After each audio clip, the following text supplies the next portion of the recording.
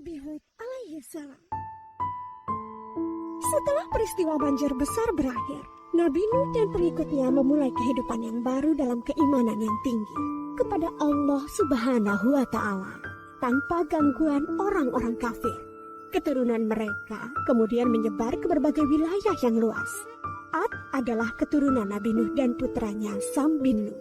Keturunan Ad kemudian dikenal sebagai kaum Ad. Kaum Ad bertumbuh tinggi besar, kuat, dan cerdas. Mereka tinggal di daerah dekat Yaman. Kaum Ad dianugerahi Allah daerah yang subur, sungai-sungai yang mengalir, kebun-kebun yang luas, dan hasil bumi yang melimpah. Kaum Ad pandai dalam tata kota dan pemerintahan.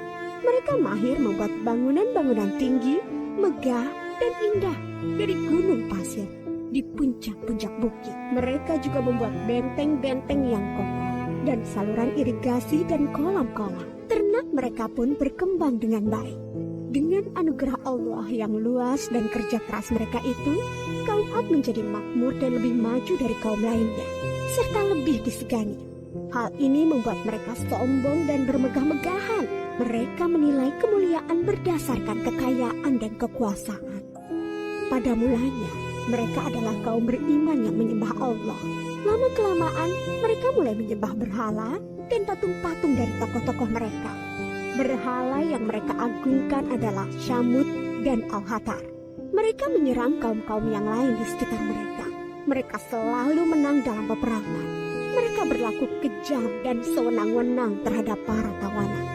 Kehidupan sehari-hari mereka kemudian dipenuhi maksiat, penindasan kepada yang lemah, dan kedurhakaan kepada Allah.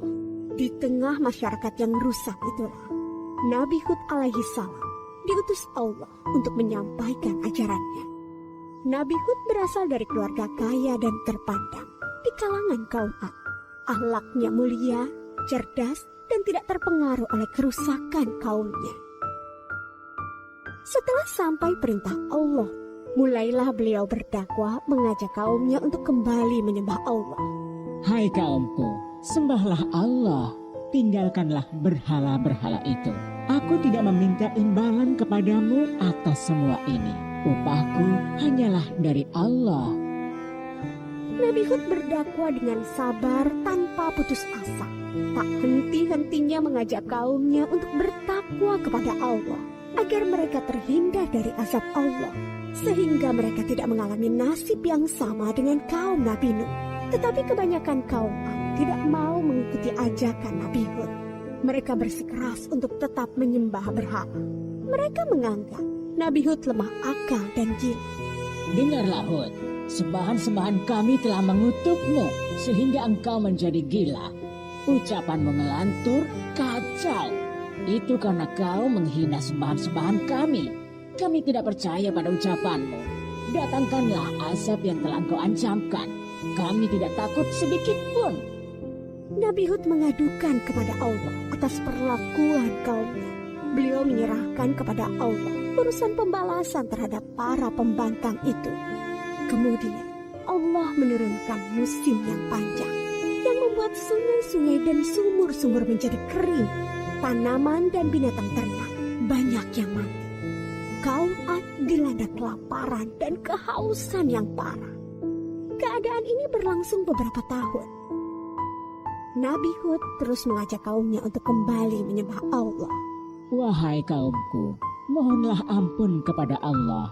Niscaya Dia akan menurunkan hujan yang lebat dan menambah kekuatanmu.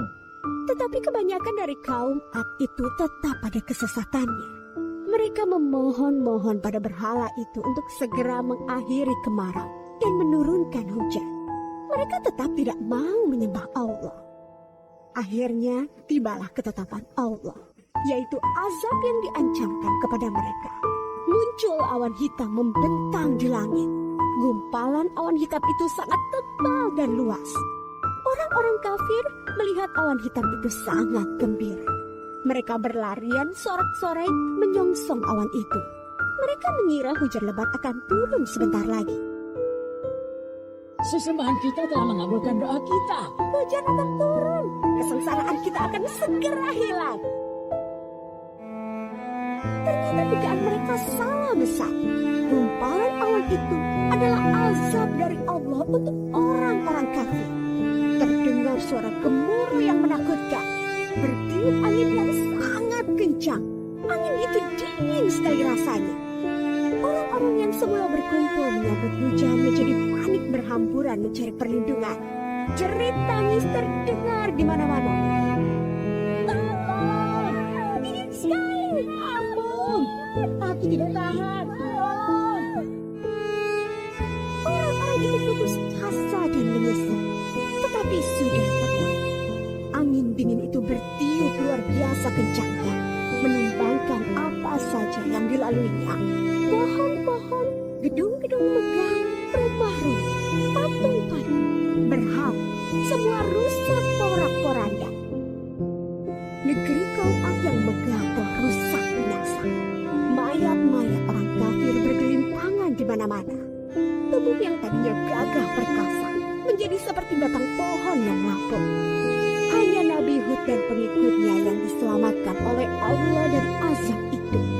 Mereka kemudian hijrah ke Hadramaut, membangun kehidupan baru di sana. Mereka hidup sejahtera dengan beriman kepada Allah Subhanahu wa Ta'ala. Nabi Hud wafat di tempat baru itu. Kisah Nabi Hud mengajarkan kepada kita bahwa kekayaan, kepandaian, kekuatan tubuh yang dibangga-banggakan kaum Ad akhirnya musnah. Kesombongan dan kesesatan kaum mereka mengundang amarah Allah. Kita harus menjadi umat yang maju dan kuat, tetapi jangan meninggalkan keimanan dan ketakwaan kepada Allah.